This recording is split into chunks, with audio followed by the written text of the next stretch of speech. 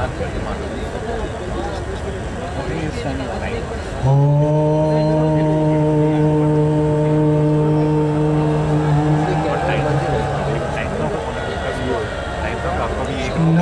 Om Vishnupadaya Krishna Prestaya Bhutale Srimate Bhaktivedanta Swami Niti Namane Namaste Saraswati Deve Gauravani Pracharine Nirvishesha Sunyavadi Ascharya Deshatarine Sri Krishna Chaitanya Prabhu Nityananda Sri Advaita Gadadhar Shivasati Gaur Bhakta Vrinda Hare Krishna Krishna Krishna Hare Hare Hare Rama Rama Rama Hare Hare.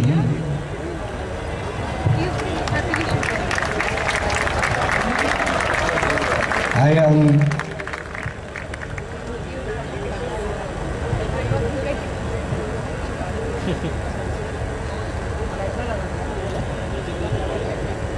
am very honored and very grateful to be with all of you this evening. And I thank you for being with us. Nupur was requested me to speak something about my journey to India.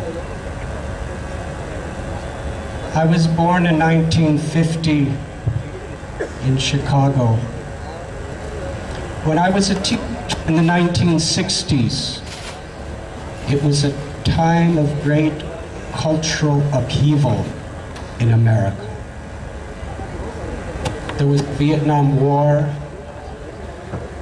There was terrible prejudice against African Americans, the rise of the civil rights movement. These things greatly troubled me. And I could see around me, there were people with wealth, with power, with health, with beauty, with fame, with all of these things, but no real meaning or fulfillment in their lives. It seemed like the society around me was very fancy, decorated, empty shells without inner meaning. I became a social activist, a civil rights activist. Sometimes I was tear gassed by the police, simply because I wanted to express my will for freedom. Then something happened to me.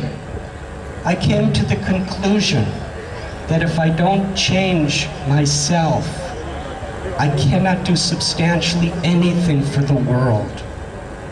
And I heard the words of Mahatma Gandhi that we must be the change we want to see in this world. And I could understand that was a spiritual transformation that I was really looking for. But there was a problem, because I saw among so many religions so much hatred, envy, and violence. Why even talk about religion or spirituality? But as I went deeper, I understood that it's not religion that creates division in this world. It's ego. So I wanted to dive deep into what is the essence of all the great religions in the world, because I believed that could transform me. To love God and be a compassionate instrument of God in whatever we do, I believed was the real purpose of life. And I studied, and eventually I traveled to other lands I traveled throughout Europe, studying Christianity, Judaism. I got a call. After months of prayer, a voice in my heart spoke 3 words, and I knew on the top of a mountain on the island of Crete in Greece, if I follow these 3 words, my life will never be the same. The words were, go to India.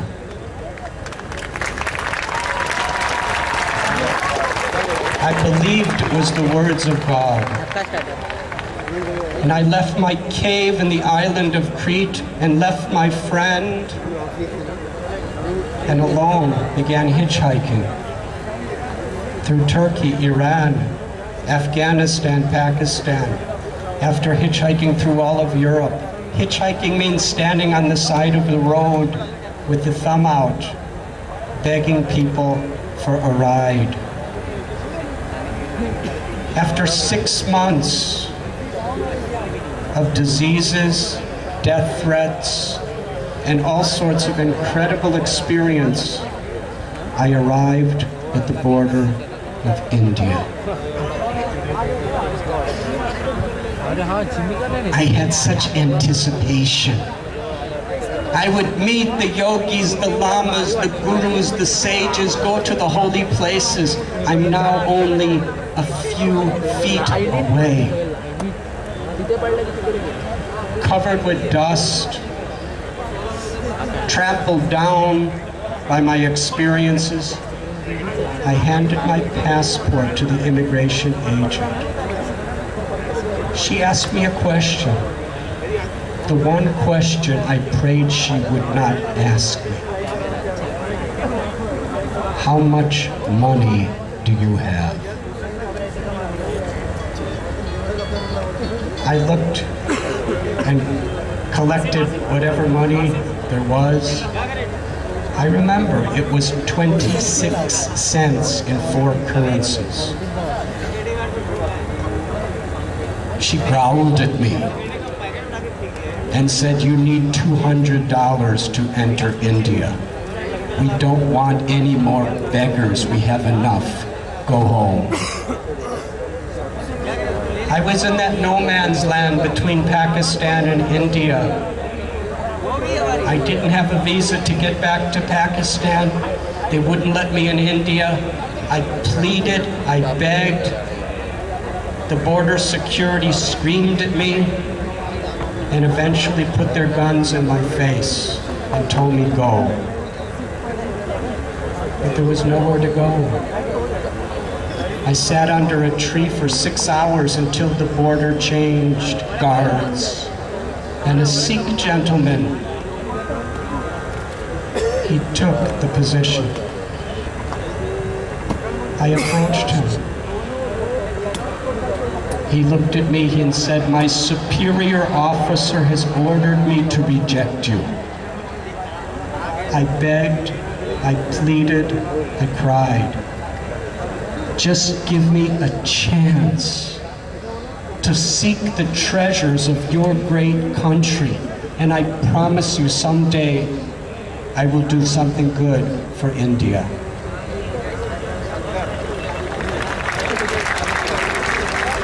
He looked at me very deeply in my eyes, and took my passport, and then spoke words I'll never forget. He said, my superior officer ordered me to reject you, but sometimes a man must follow his heart. I'm going to give you the chance you've been crying for. And he stamped my passport, put his hand on my head, and said, my child, welcome to India. I traveled to the Himalayas, I studied Hinduism, I was studying Islam, I studied Buddhism. That's the story of my book.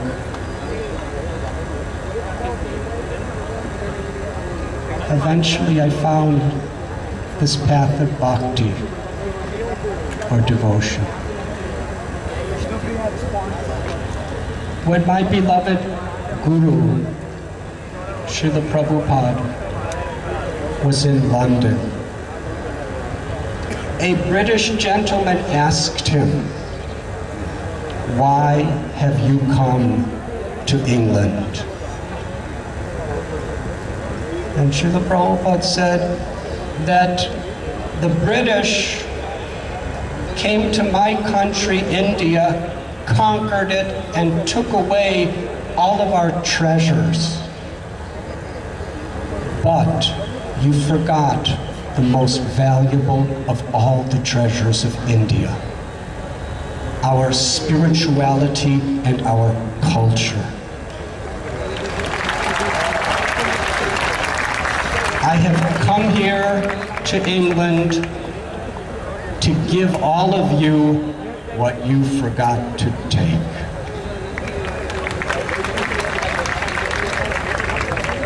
I was watching these bands playing rock and roll music,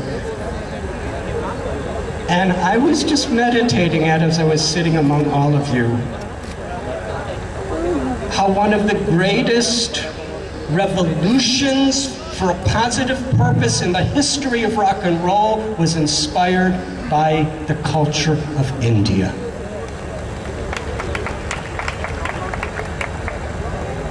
The Beatles, who were the greatest rock and roll, most famous people of the time, they were inspired by meditation and yoga and lived for some time in Rishikesh. And George Harrison became a devotee of Krishna.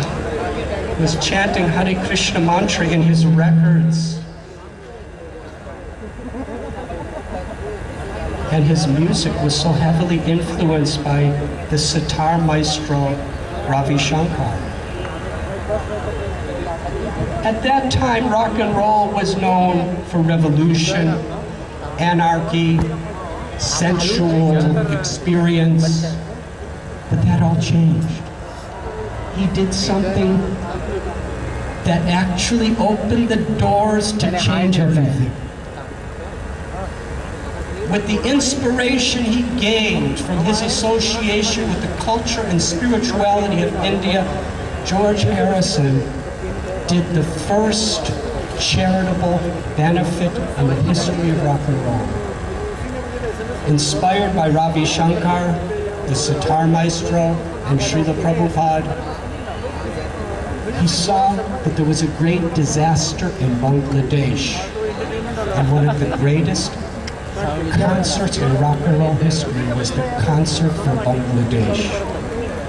He brought many of the greatest, most famous musicians of the time to play for free in a spirit of compassion. Not to take, but to give. And he considered that one of the most fulfilling, important things he ever did in his life.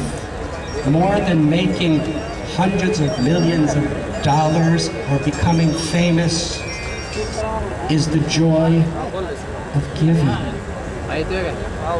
This is the greatest need in this world, integrity. And the great culture of India, people are coming from all over the world, and they have throughout history, to find that foundational principle of spiritual fulfillment and integrity.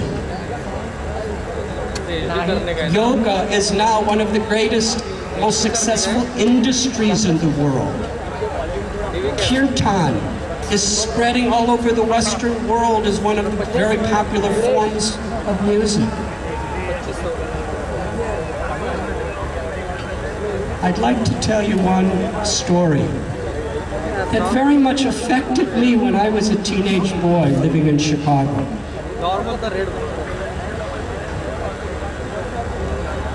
There was a lawyer. His name was Easy Eddie. He was such a powerful, proficient attorney Everyone wanted him.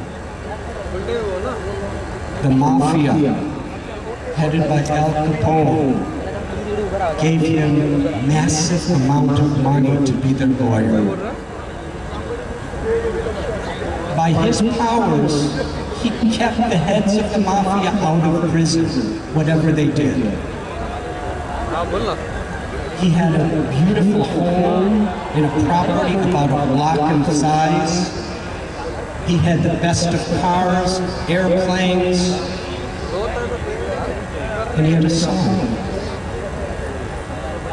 And after giving his son all these material things, he realized in his heart that there's one thing I have never given my son, an example of integrity. And the only way I can give him that is to tell the government what I know about the mafia. If I do it, I will die. But for my son's sake, to give him this example, I must.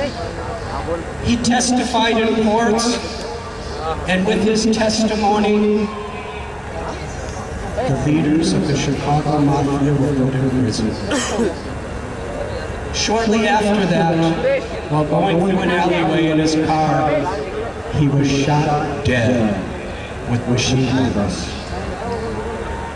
He died willingly to give his son what he considered what was actually important, an example of integrity. I'll tell you another story. There was a young man. His name was Butch O'Hare. During World War II, he was in the Air Force of the United States. The great battleship, the U.S. Lexington, with thousands of soldiers, was in the Pacific. And he, with several other planes, went for a battle. But he saw that they forgot to put proper fuel in his tank. So he was told by his commander, you can't go with us, you must go back. So on his way back, all alone, he saw 9 enemy Japanese planes going full speed to bomb and destroy the Lexington. He could have just kept flying, but he went right toward those 9. It was an impossible mission. He fought against all of them simultaneously. About 4 of those he shot down. He ran out of ammunition. And then he started flying at the other planes to cut off their wings. And the surviving jets, they understood this man is mad. And they all flew away. He saved the boat. He was given the highest honors of anyone in World War II. Congressional Medal of Honor for his bravery. And one of the largest airports in America was named after him, O'Hare Field in Chicago. He was willing to sacrifice everything for others. What I find very interesting is this, and please listen carefully. Butch O'Hare was the son of Easy Eddie.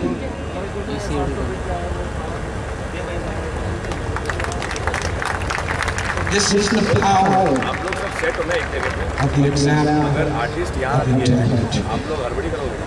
And if we extend that to the deepest level, we find the great gift that India has for the world. The Bhagavad Gita, there's a beautiful verse. Krishna says, Vidyavanaya Samune Brahmika Vihastini Suni Chaya Supakicha Pandita Samadarshana. That means that real wisdom, real knowledge, is not just about getting bachelor degree, MAs, PhDs, or somehow or other accumulating massive data within our brain. Real knowledge is the ability to see every living being with equal vision. Mamayavam so jiva loke jiva bhuta sanatana. It is the Atma, the soul within the body that's seeing with them through our eyes and hearing through our ears. The body is like a vehicle. The living force is who we are. When we understand our own spiritual nature and our own relation with God, then we can see every living being as our brothers and sisters, whether they are male or female, black or white or red or yellow or brown, whether they are Hindus or Muslims or Christians or Jews or Sikhs or Zoroastrians or Parsis or agnostics or atheists, whether they are elephants or cows or dogs or cats. Wherever there is life, it is sacred. And this is the knowledge that the world is thirsting for. When there is love of God in the heart, it naturally manifests as compassion to all living beings. And the great culture of India has been teaching the world since time immemorial. And I risked and gave my life to come here to find how to live in this world, as the Bible says, but not of this world. To perform our duties, whether we are in business and industry, as doctors, as lawyers, as housewives, educators, or farmers, and do our work in a spirit of love, a spirit of compassion to others. This is knowledge. And this is factually the only way we can find internal fulfillment.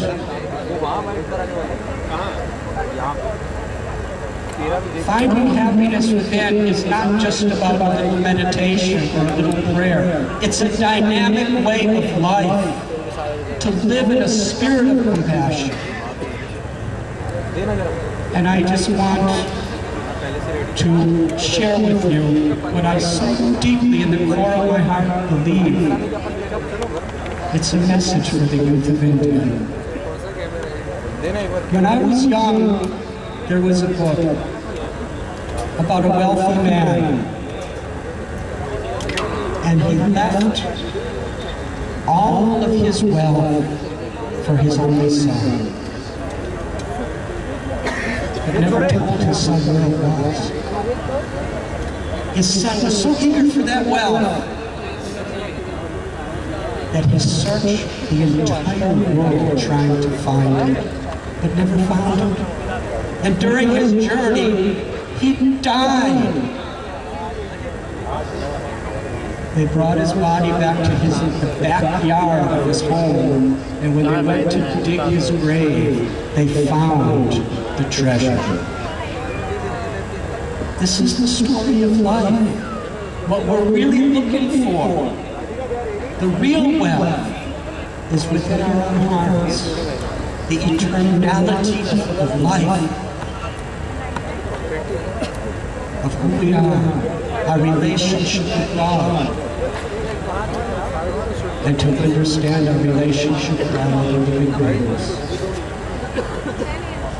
Now India is developing economically, scientifically, militaristically, in every way. I was recently at a very high-level conference in Beverly Hills with many of the greatest leaders of all different business, investment, and politics and entertainment in the world.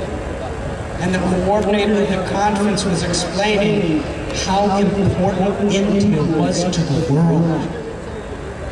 And what he was explaining, not just medicine, industry, business, entertainment, and education, but the foundation of Indian culture, which is compassion. and spirituality. Please, in whatever you do, build it on the foundation of what your great fathers and mothers and ancestors have given you. And they will a life of integrity.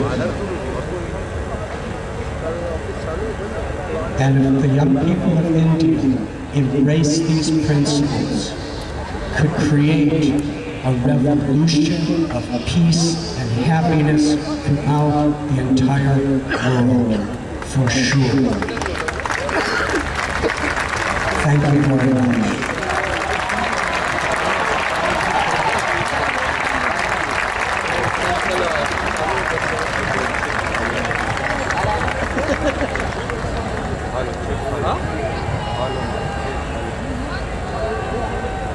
बंद है क्या? योगेश भाई आपके पास काम था। अरे वो बोला था